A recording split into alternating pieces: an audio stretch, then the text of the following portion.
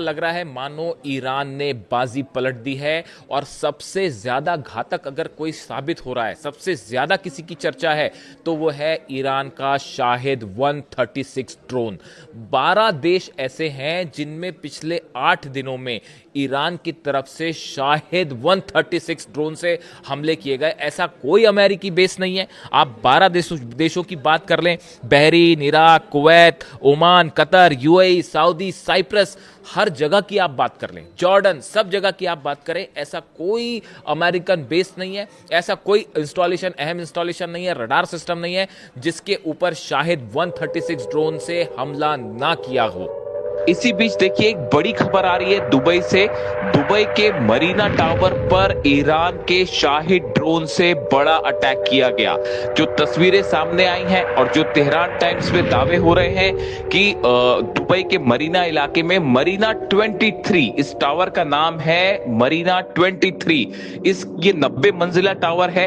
इसकी ऊपरी मंजिल में से एक मंजिल पर बताया जाता है कि शाहिद ड्रोन सीधा जाकर टकराया है। अब जो खबरें आ रही हैं वो बेहद अहम है। सूत्रों के मुताबिक जिस मंजिल से ये ड्रोन टकराया उसमें इजराइल के एजेंट्स रुके हुए थे। जी हां, देखिए ये बेहद गौर करने वाली बात है। बताया ये जा रहा है कि यहां पर इजराइल के एजेंट्स ने, मोसाद ने अपना कमांड रूम बना रखा था और यहां कई इजरायली एजेंट्स मौजूद थे और उस पर बिल्कुल सटीक टारगेट करते हुए ईरान के शाहिद ड्रोन से अटैक किया गया, जिसमें कई इजरायली एजेंट्स के मारे जाने की भी खबर है।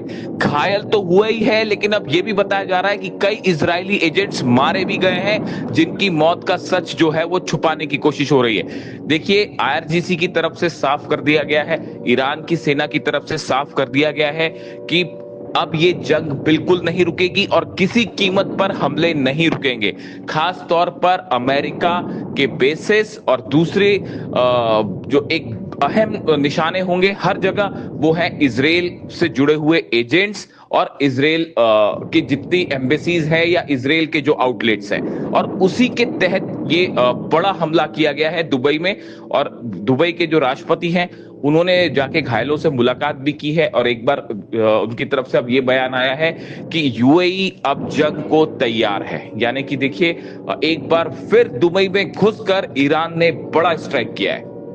अब तो अमेरिका की तरफ से कमेंट्स आने शुरू हो गए हैं कि आखिर इस ड्रोन को रोका कैसे जाए। और जो अंदर की खबरें हैं कि जेलेंस्की से जो है वो मदद मांगी है और ट्रंप ने, अमेरिका ने, कि भाई हमें जो आप ड्रोन्स प्रोवाइड करिए या फिर ये बताइए कि ये इनको रोका कैसे जाए।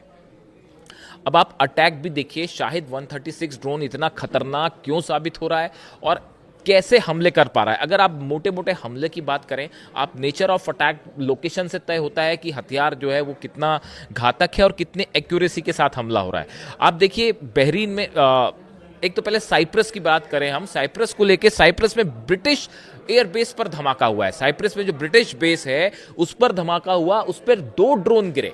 आप देखिए कितनी सटीक लोकेशन पर जाके जो है वो हमला होता है। अगर आप बहरीन की बात करें, बहरीन तो धुआं धुआं हो रखा है। आप बहरीन की बात करें, आपने एक बिल्डिंग देखी होगी जलती हुई बहरीन की, उस बिल्डिंग में अमेरिकन सोल्जर्स रुके हुए थे। बताया जा रहा है कि अमेरिकन सोल्जर्स थे वहां पे, उनकी फैमिली थी।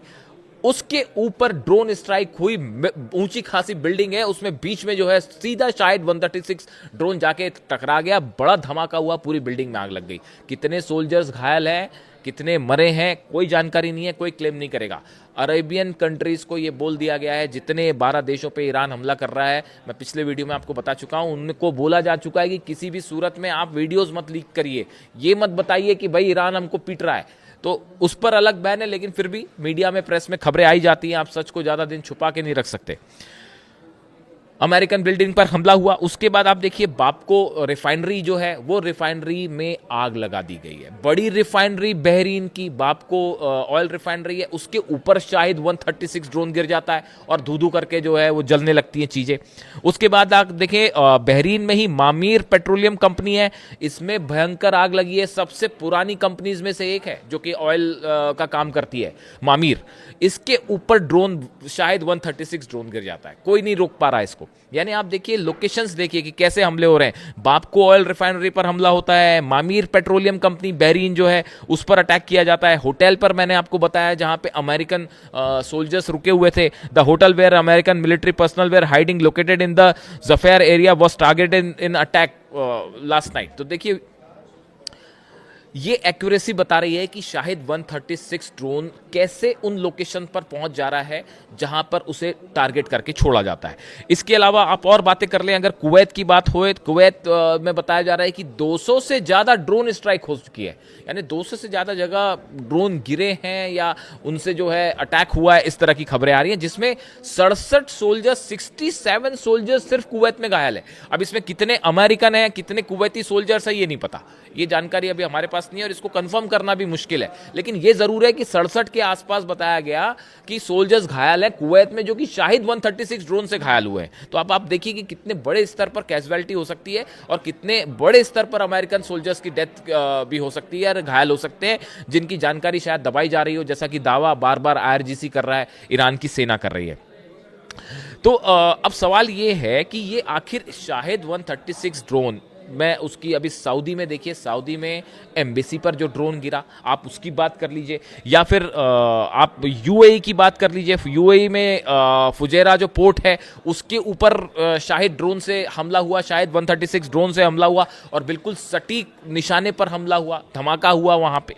तो सवाल ये है कि आखिर शाहिद 136 ड्रोन को अमेरिका का डिफेंस क्यों नहीं रोक पा रहा और क्यों कहा जा रहा है जेलेंस्की से मदद मांगी जा रही है? इसकी वजह है पहली वजह यह है कि आप जब ड्रोन टेक्नोलॉजी को रोकने की कोशिश करते हैं, ड्रोन को इंटरसेप्ट करने की कोशिश करते हैं, उसमें सबसे जरूरी चीज होती है आपके पास मल्टी लेयर डिफेंस सिस्टम होना चाहिए। क्योंकि जब ड्रोन से अटैक होता है, अब तो स्ट्रेटेजी सब समझ ही गए हैं, ईरान के जब ड्रोन आते हैं तो मल्टीपल ड्रोन अटैक होता है। यानी आप देखिए कि एक साथ जो है 10 से 15-20 ड्रोन आ जाएंगे, उसके आप इंटरसेप्टर्स आपके जो हैं वो कम हैं, वो उसको लगाने में, उसको इंटरसेप्ट करने में जुट गए, पीछे से फिर 5-6 ड्रोन आ गए।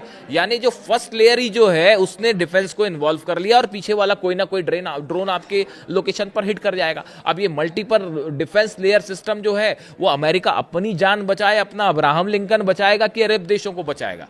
यही तो समस्या थी, यही बार बार अरब देश शुरू से कह रहे थे कि अगर आप हमला करेंगे उसके बाद हमको कौन बचाएगा। और ईरान ने कह रखा था कि भाई अगर आपने जगह दी जो जॉर्डन में, ये तो उसके पहले सोचना चाहिए था ना, जब अपने बेसिस पर प्लेन उतर रहे थे, F-35 जेट्स उतर रहे थे, F-16 जेट उतर रहे थे, अवाक्स उतर रहे थे, रिफ्यूलिंग प्लेन्स उतर रहे थे। क्या उस समय समझ नहीं आ रहा था कि नतीजा क्या होगा?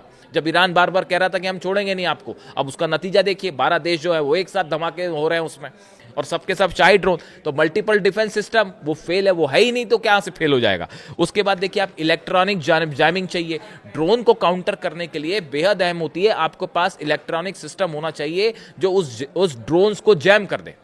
लेकिन ये हो नहीं पा रहा है क्योंकि वो सिस्टम कम पड़ जा रहे हैं, ड्रोन जो है वो हजारों की संख्या में है और ईरान के पास कितने ड्रोन है इसका हिसाब तो अब किसी के पास नहीं है। तो आप अंदाजी लगाते रहिए कि भाई जब रुकेगा तब बोलेंगे कि कम हो गए।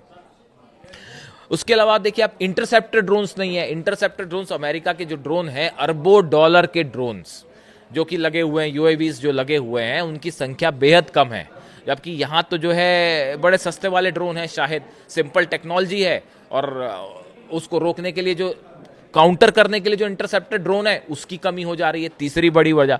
चौथी बड़ी वजह, रडार सिस्टम बुरी तरह से हिल चुका है। चाहे आप जॉर्डन की बात कर लें, चाहे कतर में देखिए अल उदैद बेस पर जो सबसे बड़ा रडार डोम था, ठीक उसके ऊपर जो है अटैक हुआ और अमेरिका उसको नहीं रोक पाया। वो मिसाइल अटैक था, ड्रोन अटैक था, जो भी था, लेकिन ठीक उसकी सैटेलाइट इमेज भी आ गई। तो जो रडार सिस्टम्स हैं वो भी बुरी तरह से हिले हुए हैं। चाहे वो सऊदी हो, सऊदी के एम्बेसी पर अटैक हो जाता है, ऑयल अरामको सबसे बड़ी ऑयल रिफाइनरी पर अटैक हो जाता है, सऊदी एम्बेसी पर दूसरी बार भी अटैक हो जाता है, यूएई में फुजारा जो पोर्ट है उस पर अटैक हो जाता है, बहरीन में नेवी सेंटर जो है उसको उड़ा दिया गया। तो फिर थार्ड और पेट्रियट क्या कर रहे थे?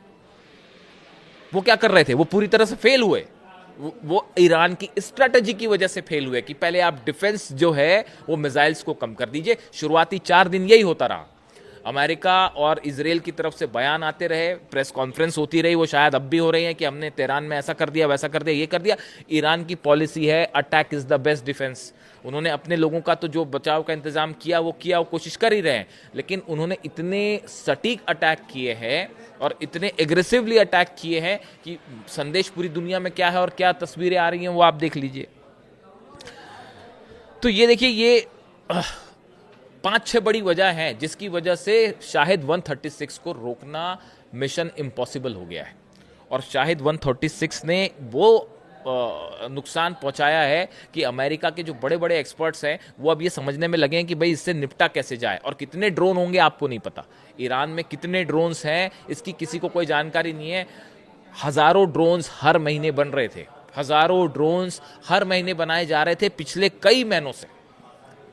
तो ये ड्रोन्स की संख्या कितनी होगी, और जब तक इनको रोका तो नहीं जा सकता, इनको जब तक ये संख्या खत्म नहीं होगी। और ईरान में बताया जा रहा है कि मल्टीपल प्रोडक्शन साथ साथ चल भी रहा है। वहां पे टनल्स के नीचे अंडरग्राउंड इतने सारे कारखाने हैं जो लगातार मास लेवल पर ड्रोन्स का प्रोडक्शन कर रहे हैं, जिस तक कोई बंकर बस्टर नहीं पहुंच सकता। जागरोस की पहाड़ी में जो सैकड़ों मीटर नीचे आप क्या अपना कौन सा बंकर बस्टर पहुंचेगा और क्या करेगा। यानी शाहिद 136 वो ड्रोन है जिसने 12 देशों में हाहाकार मचा चुका है, मचा रहा है, और इसका कोई तोड़ ना अमेरिका को समझ में आ रहा है ना इसराइल को समझ में आ रहा है। इसराइल की सेना में अब बगावत शुरू हो गई है। सोशल मीडिया में कई ऐसे वीडियो वायरल हो रहे हैं जिसमें यह दिखाया जा रहा है कि इसराइल में कई सैनिकों की लाशों के ढेर देखने के बाद वहां के सैनिक खुद नेतन्याहू के खिलाफ खड़े हो गए हैं। और इजराइल के सैनिक ये कह रहे हैं, एक सैनिक उसमें चिल्लाता हुआ दिखाई दे रहा है कि ये नेतन्याहू ने हम सबको मरवा दिया। और ये वीडियो सोशल मीडिया पे तेजी से वायरल है। देखिए, जो खबरें आ रही हैं उसके मुताबिक इजराइल में भयंकर तबाही हुई है।